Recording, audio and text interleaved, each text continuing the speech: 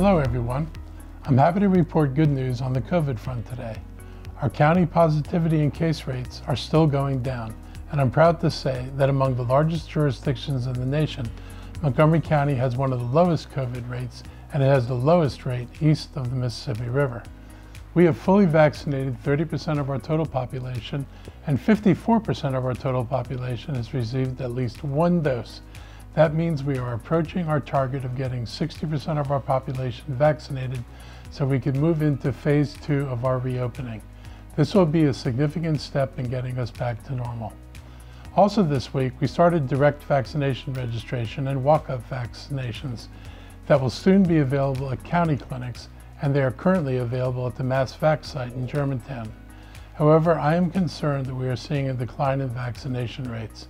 This is consistent with the national and state trend of people who do not want to be vaccinated, or maybe are finding it too hard to get vaccinated. So we're working hard to encourage people to get the vaccine. And to help with that, we are opening more county clinics, and we'll be offering hours on different days and evenings to make it easier for people to get their vaccines. Now that vaccines are more easily available, please help us convince our friends, family, and neighbors to get vaccinated. The concept is simple. The more people get vaccinated, the faster we can safely reopen. This morning I volunteered at our Holiday Park Senior Center and helped deliver meals for seniors.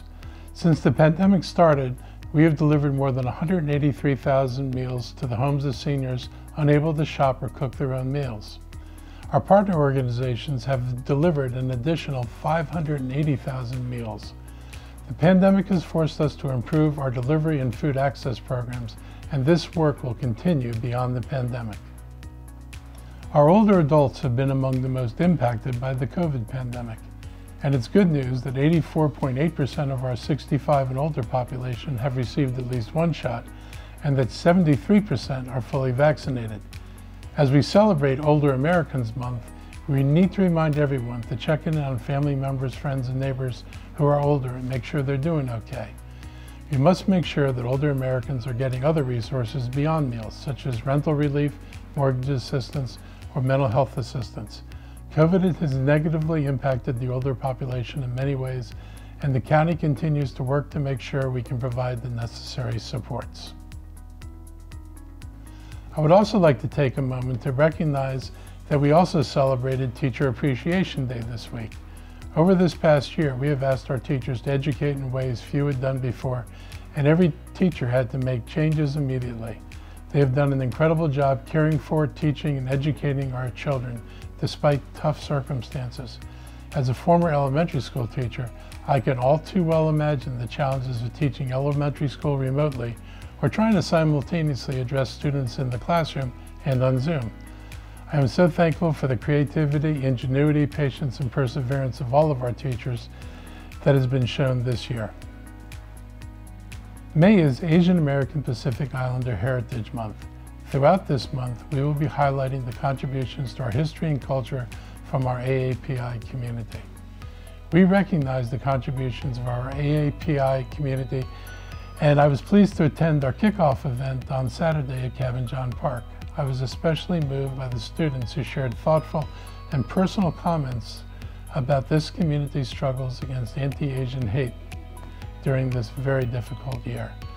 We will continue to be a county where all people are welcomed and valued.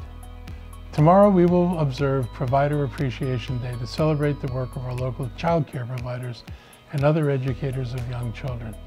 This has been a year of tremendous challenge for them, and as frontline workers serving a young population grappling with changes that COVID brought to their lives, this has been extraordinarily difficult. Child care providers were essential long before the pandemic, and the past year has highlighted the lengths to which they are willing to go to keep their doors open. About 40,000 children in Montgomery County are in child care, and our child care providers work every day to keep our children safe and nurtured. They support and engage families, and they play a critical role in the community. Each of us, in some way, is working hard to overcome the incredible challenges of the past year and get COVID behind us. We can do this, and we're doing this together. Finally, this is also National Nurses Week.